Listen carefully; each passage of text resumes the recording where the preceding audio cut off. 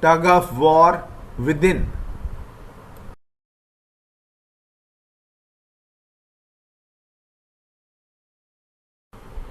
Discussion 29. Since intellect and brother are in the same body and intellect is subtler, he declares that we will be free.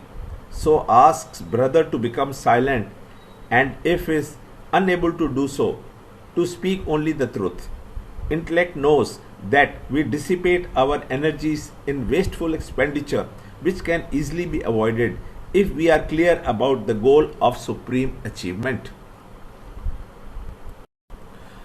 Intellect guides brother about speaking, when to speak, to whom to speak, and what to speak, to conserve energy. He tells him to only speak if what you speak is truthful, beneficial, and agreeable. Any words spoken which do not take you closer to your goal are wasteful and should be avoided. Even truthful words are false if they do not promote the good. Also, there should be unity in thought, speech, and action.